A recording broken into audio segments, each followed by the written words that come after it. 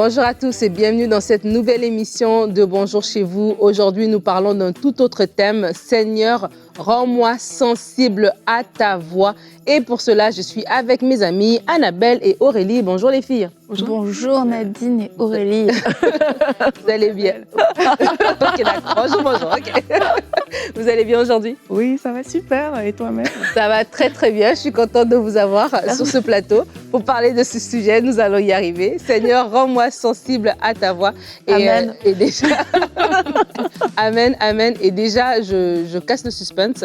On va parler d'entendre la voix de Dieu aussi dans des moments de rétroaction parce qu'on est prompt, on veut entendre Dieu pour des directions, voilà, fais ceci, fais cela. On a des dilemmes peut-être, on veut entendre Dieu par rapport à cela, on veut entendre Dieu pour qu'il nous parle sur notre avenir et tout ça. Oui, Dieu le fait, mais on veut aussi être des chrétiens qui savent entendre aussi la voix de leur Père Céleste lorsque c'est le temps de leur donner une rétroaction, leur donner aussi une correction, pour être sensible aussi à entendre Dieu dans ces moments-là pour ne pas s'endurcir. C'est hyper important pour notre croissance avec le Seigneur. Et Annabelle, tu vas faire une rubrique famille qui va dans le sens aussi d'entendre la voix de Dieu. Oui, pour nos enfants, comment aider nos enfants à entendre la voix de Dieu?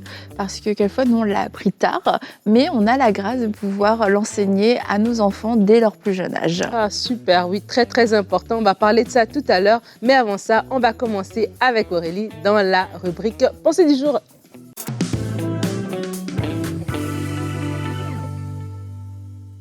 Lorsqu'on désire entendre la voix de Dieu, on ne peut pas le faire juste quand ça nous arrange, parce que l'intérêt d'entendre Dieu réside justement dans le fait qu'il est le Seigneur de nos vies. Dieu est le Seigneur de nos vies, ça veut dire que c'est lui qui doit nous diriger, c'est lui qui doit nous conduire, c'est à lui qu'on doit rendre des comptes, et c'est important qu'il joue ce rôle-là dans nos vies. Donc on ne peut pas juste choisir d'entendre Dieu quand nous on le désire, quand nous on le veut. C'est Dieu qui doit régner et c'est lui qui doit nous diriger. Nos cœurs, par contre, doivent être ouverts pour tout ce que le Seigneur veut faire dans nos vies. Et comme Nadine l'a dit tout à l'heure, il y a plusieurs raisons pour lesquelles on peut vouloir entendre Dieu. Et généralement, la raison la plus commune, c'est qu'on veut recevoir une direction divine. Seigneur, montre-moi comment faire ce projet, mon appel, etc. Dans la Bible, on le voit aussi, David qui demandait à Dieu, Seigneur, monterai-je ou ne monterai-je pas pour combattre mes ennemis? Et Dieu lui répondait. Quelquefois, c'est les encouragements. On aime quand on nous bénit, on va recevoir une parole, un réma, quelque chose comme ça, quelque chose de bien. Et parfois, on peut s'arrêter à ce niveau-là. Pourtant, on peut aussi chercher à entendre la voix de Dieu pour une rétroaction, comme Nadine aussi l'a précisé. On peut dire à Dieu, Seigneur, est-ce que tu es satisfait, par exemple, de ce que j'ai fait aujourd'hui? Et on le voit également dans la parole de Dieu lorsque les disciples, ils reviennent Jésus les avait envoyés 2 à 2, les 70, ils reviennent. Et là, ils ont fait un retour à Jésus. Et de ce retour-là, Jésus a pu leur dire, parce qu'ils sont contents, ils disent au Seigneur, même les démons nous sont soumis et tout. Et Jésus leur dit qu'il leur a donné le pouvoir justement de marcher sur les démons et tout. Et il les conseille aussi de se réjouir de ce que leur nom est inscrit au ciel. De cette rétroaction, il y a eu d'autres choses que le Seigneur a dit en fait. Mais s'il n'avait pas fait la rétroaction, peut-être qu'il n'aurait tout simplement pas eu cette autre chose-là. Donc quelquefois on a peur comme ça de revenir vers Dieu pour dire Seigneur, voici peut-être quelque chose que tu as mis dans mon cœur. Est-ce que cette chose-là, est-ce que tu agrées les actions que j'ai posées? Donc on doit pouvoir ouvrir son cœur à Dieu pour dire Seigneur, je veux que tu entendes parler par rapport aux choses que tu m'as demandé de faire, par rapport à comment j'ai passé ma journée, est-ce que tu es satisfait de cette journée ou pas? Donc ça, c'est la rétroaction. On peut aussi chercher à entendre la voix de Dieu pour connaître l'origine des choses, des situations, savoir s'il y a des choses qui viennent de Dieu ou pas. Et ça, on voit par exemple dans Daniel au verset 2, comment Daniel a reçu le secret du roi, l'explication même de ce songe que le roi avait fait. Et parfois, justement, on va chercher dans plein de choses. Et pourtant, on peut ouvrir son cœur pour dire, Seigneur, c'est quoi l'origine de cette situation dans ma vie? Quelles sont les vraies causes? Je veux que tu me le montres. Et aussi, on va parler, bien sûr, de la correction. On peut demander à Dieu, Seigneur, qu'est-ce que tu veux corriger dans ma vie? Seigneur, sonde mon cœur. Regarde si je suis sur la voie de la perdition et conduis-moi sur le chemin de la vérité. La Bible nous dit dans Hébreux 12 que le Seigneur châtie celui qui l'aime et il frappe de la verge tout ce qu'il reconnaît comme ses fils.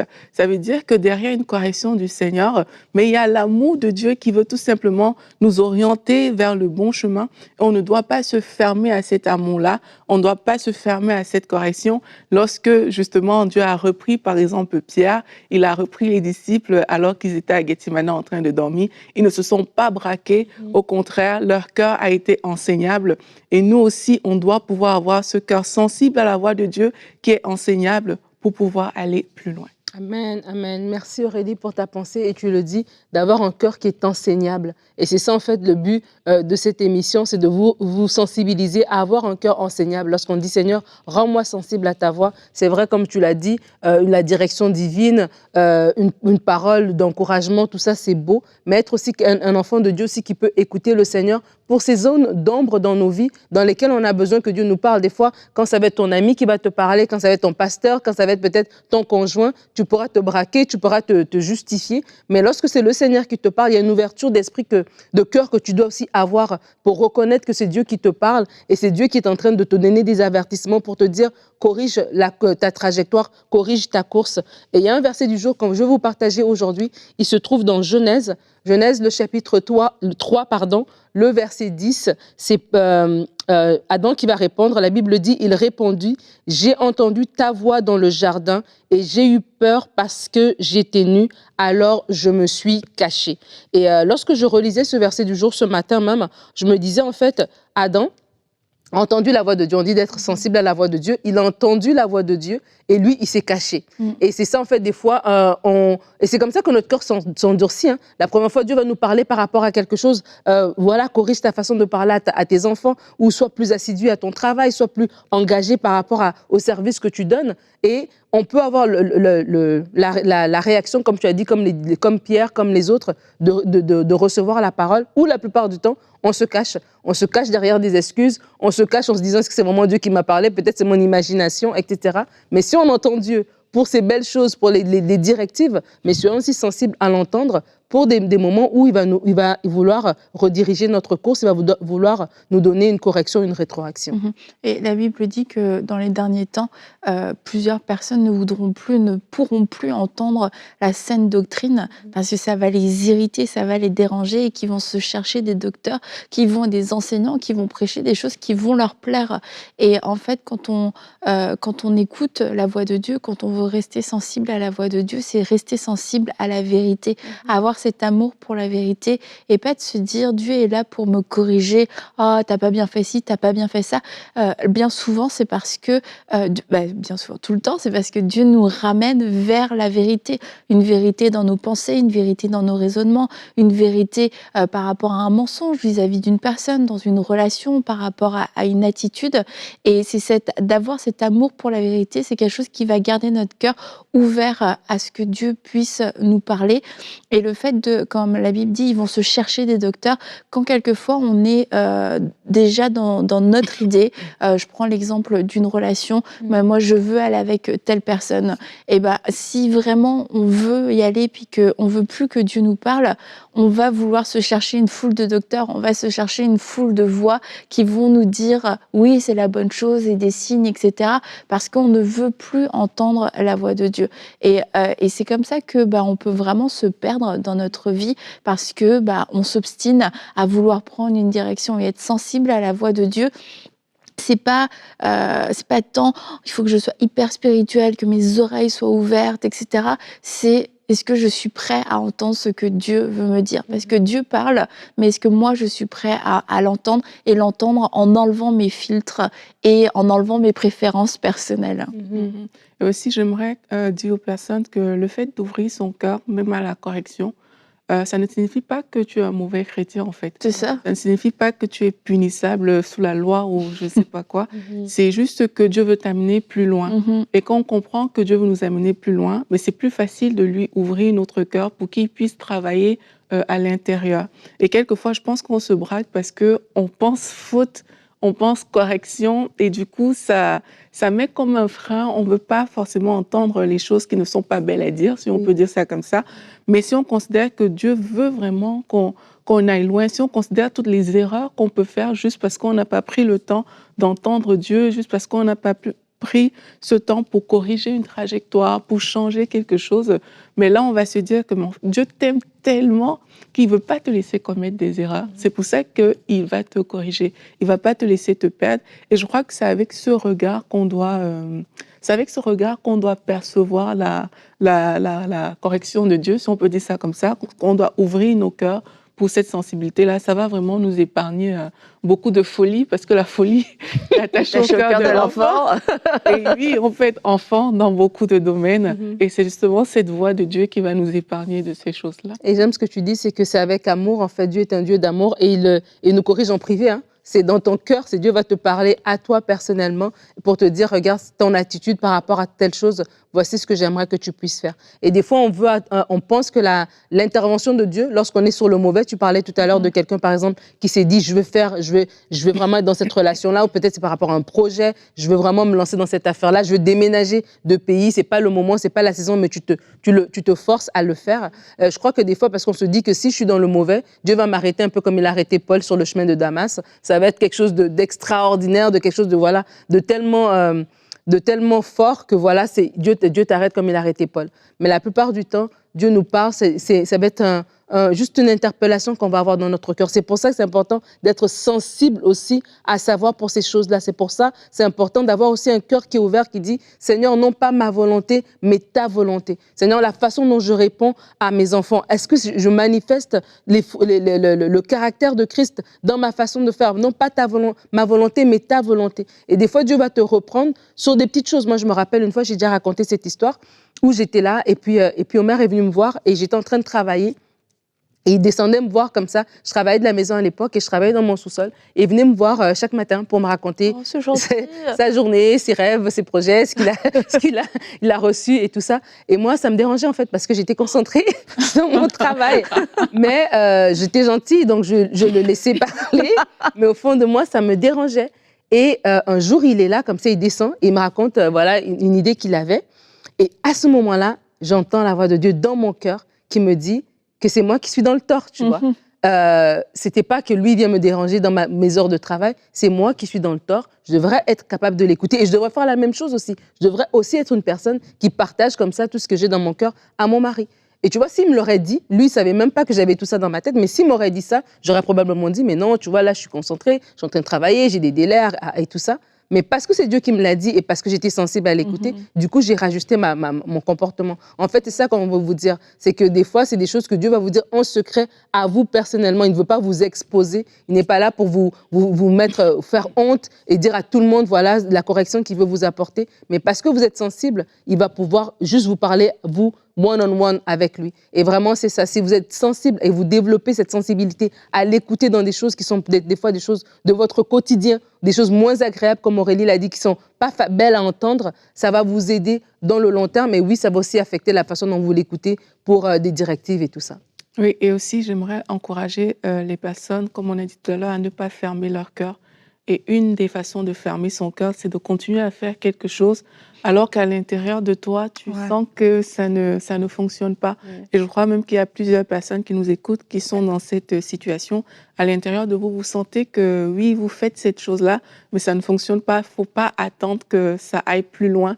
Il faut juste arrêter cette chose-là, pardon, pour justement laisser cette place à Dieu pour pouvoir communiquer avec vous, déverser d'autres choses. Et ne dites pas que votre cas est particulier. Parce que je crois que c'est l'une des raisons pour laquelle beaucoup ferment leur cœur, c'est en disant, oui, mais moi, ma situation, c'est pas la même chose. Si vous sentez dans votre cœur que le Seigneur ne veut pas que vous alliez dans cette voie, juste abandonnez-la. Dieu a de meilleurs plans pour vous. Amen. Merci beaucoup, Aurélie. Et Annabelle l'a dit, c'est que des fois, nous, en tant qu'adultes, on sait entendre la voix de Dieu. On l'a peut-être appris par essai-erreur. On l'a peut-être pas appris au bout d'un certain temps de marche dans la vie chrétienne. Mais alors que nous sommes parents, nous pouvons aider nos enfants, les donner des clés pour eux puissent apprendre à entendre la voix de Dieu dès leur bas âge. Et on en parle tout de suite dans la rubrique famille.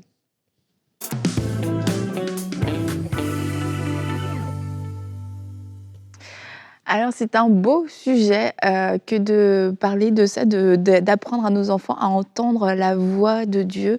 Et j'aimerais tout de suite commencer en disant que c'est un privilège de pouvoir entendre la voix de Dieu. Et c'est quelque chose qu'on doit communiquer à nos enfants, ce privilège et cet enthousiasme qu'on a que de pouvoir parler avec Dieu. Et quelquefois, nous-mêmes, on l'a appris de la mauvaise façon. Du coup, c'est plus difficile de l'apprendre de la bonne façon à nos enfants. Alors, j'espère que cette rubrique va pouvoir vous aider et vous outiller de façon concrète pour aider à votre tour vos enfants. Alors, la première chose dont j'aimerais parler, c'est de pouvoir amener premièrement nos enfants à Jésus, simplement, avoir une relation avec lui. Alors, on connaît le passage « Laissez venir à moi les petits-enfants » et j'aimerais qu'on le relise. Donc, dans Matthieu 19, alors des gens lui amenèrent des petits-enfants afin qu'il pose les mains sur eux et prie pour eux. Mais les disciples leur firent des reproches. Jésus dit « Laissez les petits-enfants, ne les empêchez pas de venir à moi, car le royaume des cieux est pour ceux qui leur ressemblent. » Il posa les mains sur eux et partit de là. Alors, je voulais revenir sur toute l'entièreté de ce passage. C'est que il y a eu un premier réflexe qui était le bon, c'était d'amener les enfants vers Jésus. Et les disciples, pourtant, qui étaient les proches de Jésus, qui étaient ceux qui connaissaient le mieux Jésus, finalement, ont dit « Ah non, non, stop !» Et je crois que quelquefois, ça arrive, particulièrement dans nos familles chrétiennes, où les enfants rencontrent un protocole humain, un protocole de principes, un protocole de mots compliqués aussi, lorsqu'on parle d'entendre la voix de Dieu, alors que peut-être nous, en tant que parents, on a voulu les introduire ou eux-mêmes se sont approchés de Jésus, ont voulu y aller simplement comme des enfants. Et puis d'un seul coup, c'est devenu très compliqué. D'un seul coup, il y a eu des barrières. Donc ça, je crois que c'est la première chose à faire, c'est de s'assurer qu'on facilite la rencontre entre nos enfants et Jésus. Jésus lui-même, pas Jésus dans toute la complexité que vous pouvez peut-être connaître ou ne pas connaître, mais vraiment Jésus. Et comme si vous êtes peut-être déjà allé à Disney, quand il y a la parade avec les Mickey, les Minnie et tous les bonhommes qui passent, mais les enfants, ils veulent juste aller en fait à côté, ils veulent prendre des photos, ils se font signer des faux autographes de fausses personnes. Donc, mais ils vont, c'est leur réflexe, c'est comme ça que les enfants vont. Et puis d'un seul coup, on leur présente Jésus, on leur dit mais Jésus est plus grand que tous les héros que tu as vus dans les dessins animés.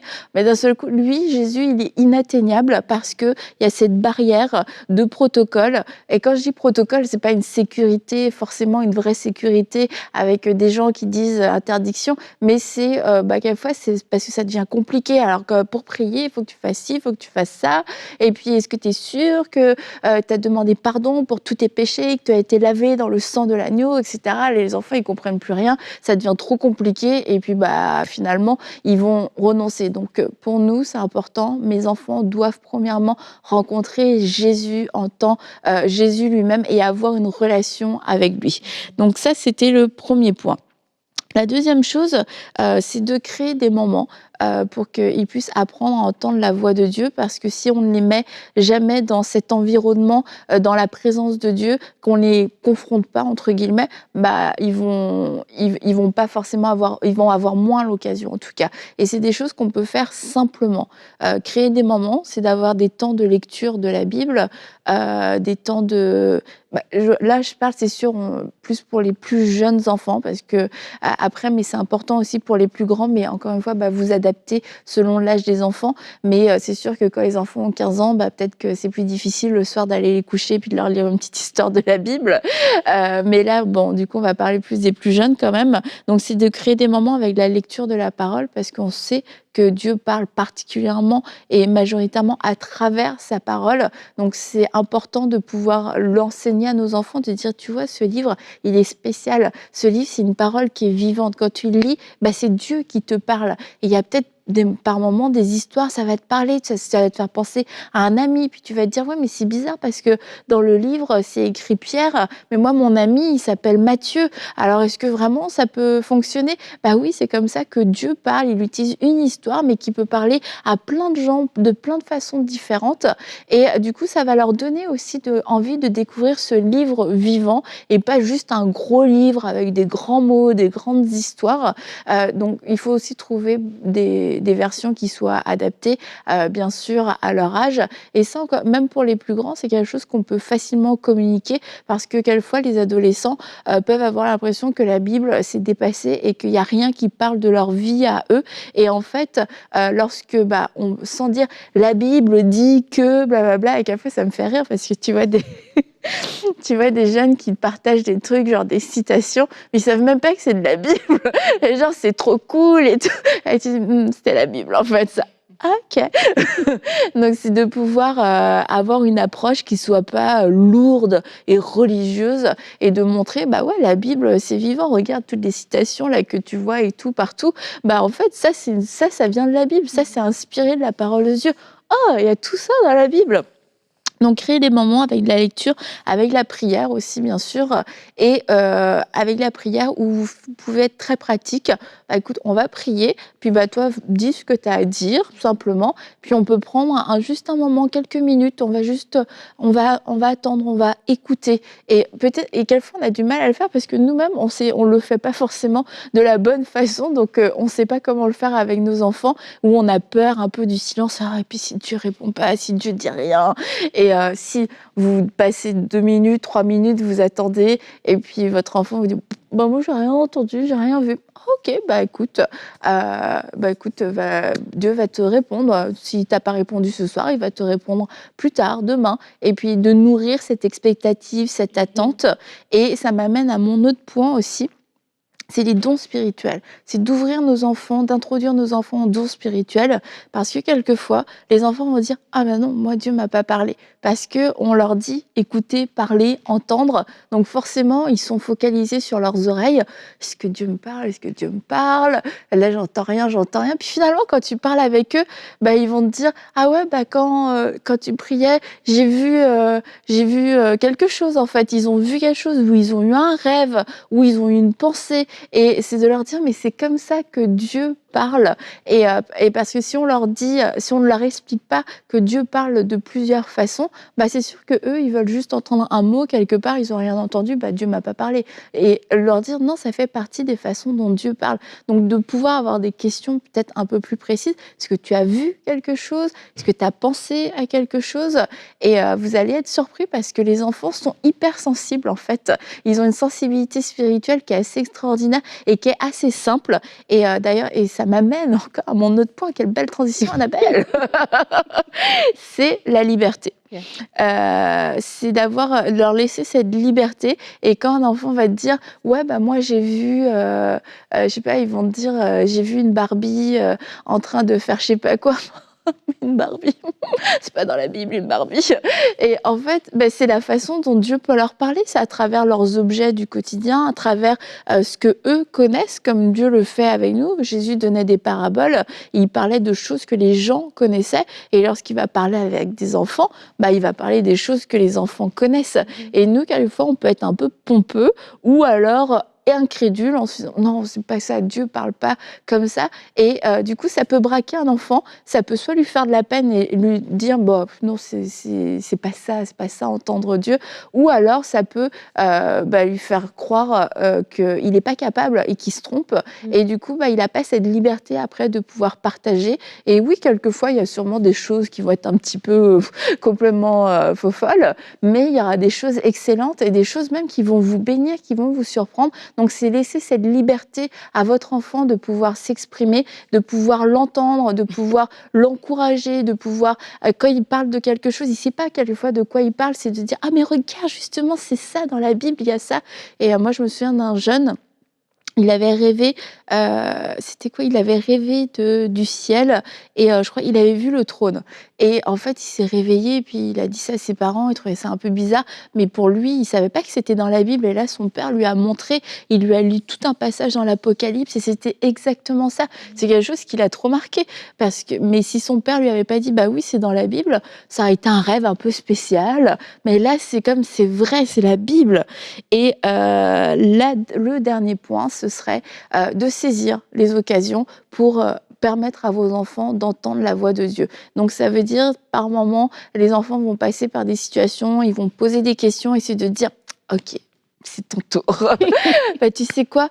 Vas-y, tu peux prier Dieu» et pas dans le sens, parce qu'il y a des parents qui font ça soit pour se débarrasser des enfants ou, pour un peu les mettre à l'épreuve, mais de la mauvaise façon. «Ah, on va voir si tu entends Dieu» et puis mais c'est de pouvoir stimuler leur foi, leur dire et les mettre, plus au défi de leur foi, mais en même temps de les accompagner, de pouvoir, leur donner quelques directions, mais de pouvoir leur laisser, cette occasion. Tu as un besoin, va demander à Dieu. Il y a quelque chose que tu comprends pas, demande-lui, parle-lui et tu vas voir, il va te répondre et de lui rappeler, alors qu'on s'approche de lui, il s'approche de nous et vos enfants vont apprendre petit à petit à entendre la voix de Dieu à leur façon, de la manière dont Dieu leur parle, développer leur propre relation avec lui et à dépendre de Dieu. Ils ne dépendront pas de vous pour leur relation avec le Seigneur et pour leur vie spirituelle, mais dès leur plus jeune âge, ils vont apprendre à dépendre de Dieu parce qu'ils sauront entendre sa voix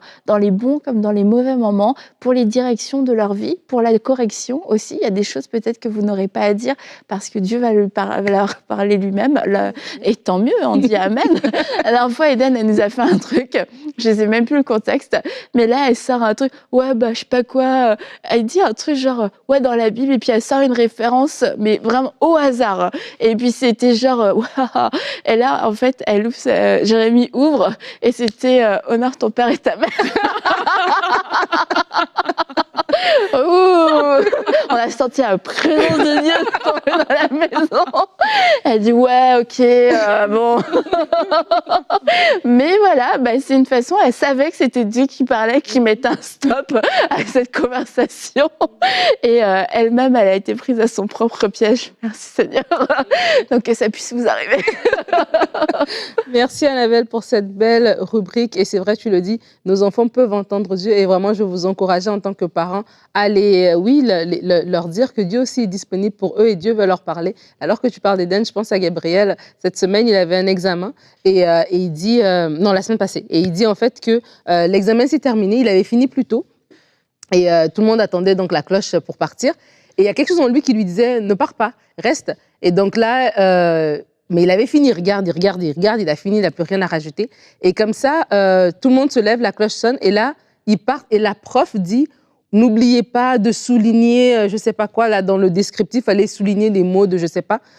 Et là, c'est comme, il était encore là, il avait encore son papier, donc il a pu souligner et tout ça. Mais il dit, mais la moitié de la classe était déjà sortie quand elle a dit ça, donc ils ne l'ont pas entendu. Et tout le monde n'a pas eu le réflexe de souligner parce qu'on a répondu à la question, mais on n'a pas vu la petite note de souligner. J'ai dit, ah, donc Dieu t'a parlé et tout. Il était trop content parce qu'il ressentait dans son cœur qu'il devait le faire et ça l'encourageait. Et puis du coup, j'ai pu dire, oui, Dieu parle. Dieu parle à nos enfants. Et oui, comme Annabelle l'a dit, encourageons nos enfants à manifester ces dons spirituels. Dieu va leur parler tantôt d'une manière, tantôt d'une autre. Et que nous, en tant que parents, nous soyons tout simplement là pour recevoir cela et les encourager à grandir avec le Seigneur. Et nous vous rappelons, vous aussi, restez sensibles à la voix de Dieu parce qu'il est aussi votre papa et il veut vous parler. Demain, nous avons un conseil du coach avec Omer. Notre thème sera « Garde les pieds sur terre et les yeux fixés sur le ciel ». Et Omer va parler de comment garder les yeux fixés sur l'éternité. On se dit à demain. Soyez bénis et bonjour chez vous.